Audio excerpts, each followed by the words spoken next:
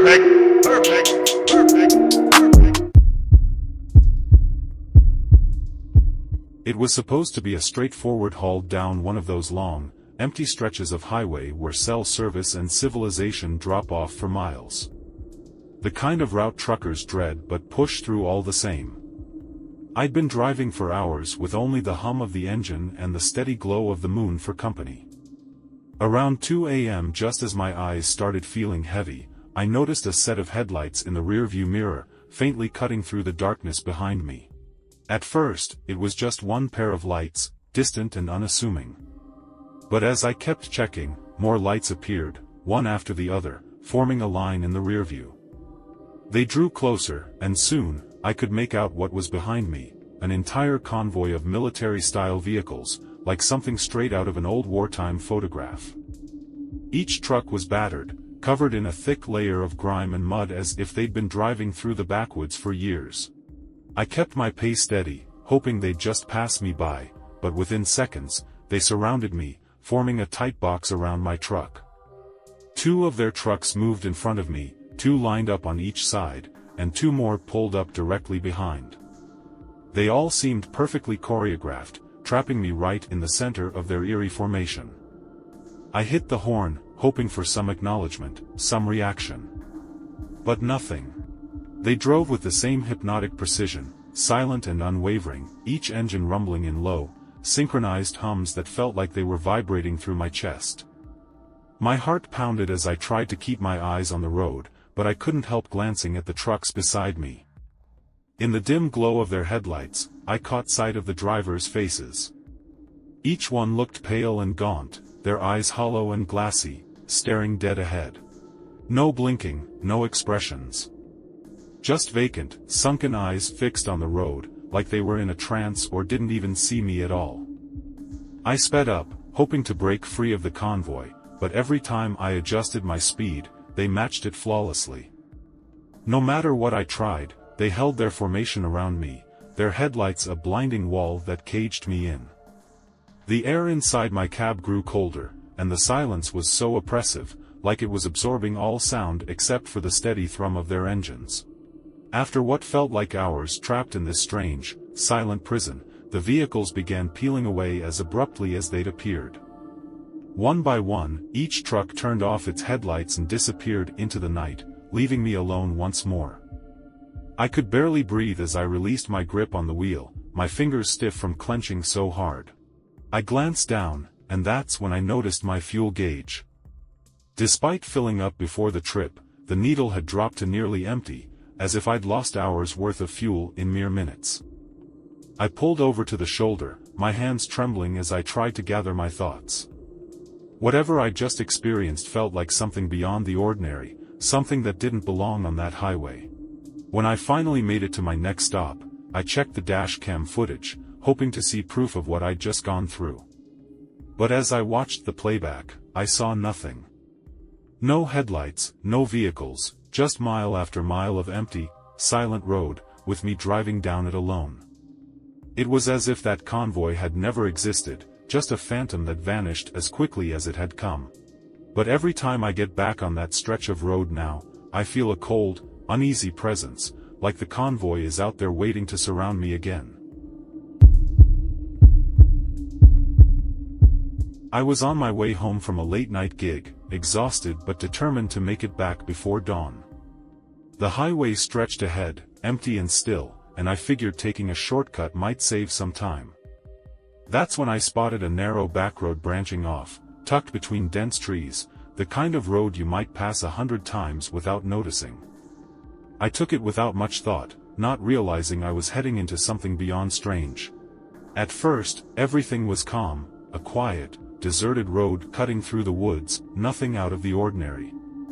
But then, fog started to creep in, thick and heavy, clinging to the road until it was nearly impossible to see past the reach of my headlights.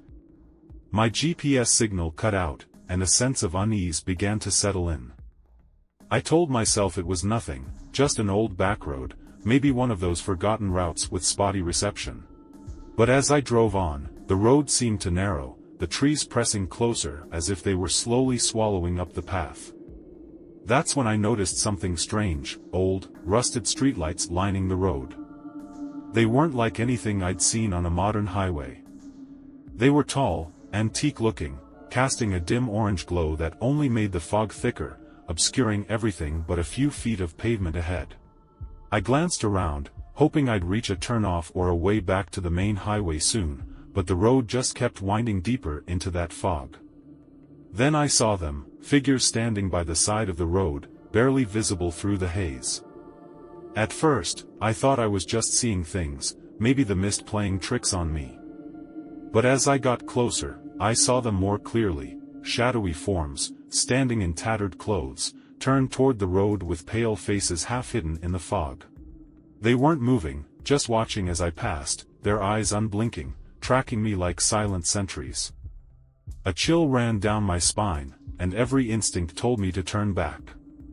But something compelled me to keep going, a sense of dread mixed with a strange pull, as if the road itself was urging me forward.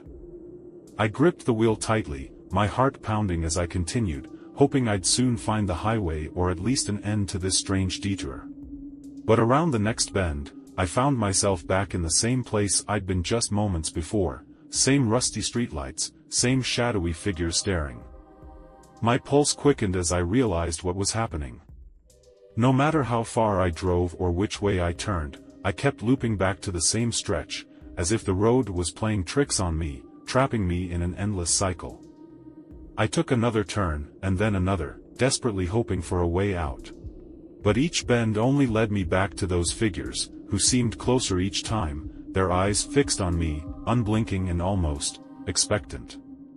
Panic surged as the road grew narrower, twisting and coiling like it was closing in.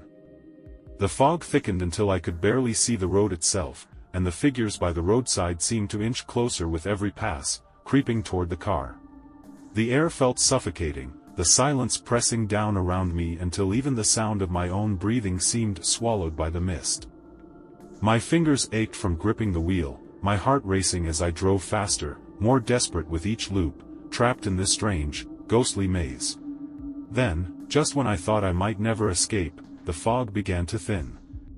I squinted ahead, catching a glimpse of familiar headlights and the open stretch of the main highway. Relief washed over me, and I pressed the gas, speeding back onto the highway, finally free from that twisted road. But as I merged onto the familiar stretch of road, I glanced at the clock on my dashboard, and my stomach dropped.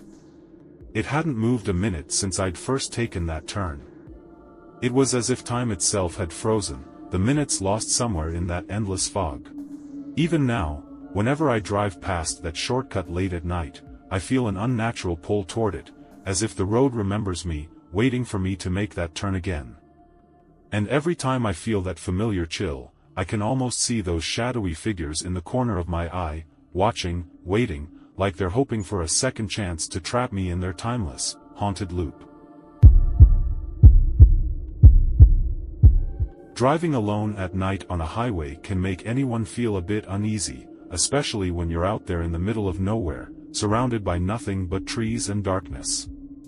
That's exactly where I found myself one night, on a deserted stretch of road winding through a thick forest. It was past midnight, and an eerie fog had settled in, making the headlights the only source of light as they cut through the swirling mist ahead. I was trying to shake off that prickly feeling on the back of my neck, just focusing on the road, when I rounded a sharp curve and saw something, or someone, up ahead. Standing alone on the shoulder was a woman, her long, dark hair plastered against her face as if she'd been caught in a downpour. She looked young, maybe in her 20s, and wore a pale dress that clung to her like it was soaked through. She was drenched from head to toe, but there hadn't been any rain that night. Normally, I wouldn't think twice about stopping. Picking up a hitchhiker in the dead of night wasn't exactly on my list of things to do. But as I approached, I could feel this strange sense of urgency, like she needed help. And then she raised her thumb, a small gesture asking for a ride. Against my better judgment, I slowed down, pulling up beside her. She didn't hesitate. She climbed into the passenger seat, closed the door, and settled in, staring straight ahead without a single word. "Where are you heading?" I asked, trying to break the tension. Her eyes remained fixed on the road, her voice barely more than a whisper. "Just drive straight. Please. Keep going straight." I wanted to ask her what she was doing out there or where she'd come from, but the atmosphere in the car was thick with something I couldn't quite describe. I felt a chill creeping over me, a damp cold that seemed to seep from her side of the car. The further we drove, the colder it became, as though the warmth was being drained right out of the air. I couldn't bring myself to look over at her. There was something deeply unsettling about the silence between us. After what felt like miles, curiosity got the better of me. I glanced over to see if she'd moved or if she was alright, but the seat was empty. Her door was still locked, the seatbelt still buckled in place, but she was gone. I pulled the car over, heart pounding as I tried to process what had just happened. Had I imagined it? In a daze, I turned to look into the back seat, and my heart dropped. There, on the dark fabric, was a wet outline. Water had pooled in the seat where she'd been sitting, and muddy footprints led from that spot, down onto the floor, and out the door, as if someone had climbed out right there. I didn't wait to understand what I'd seen.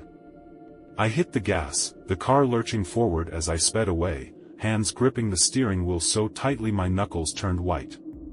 The rest of the drive was a blur of trees and fog until I finally reached home, safe, at least physically.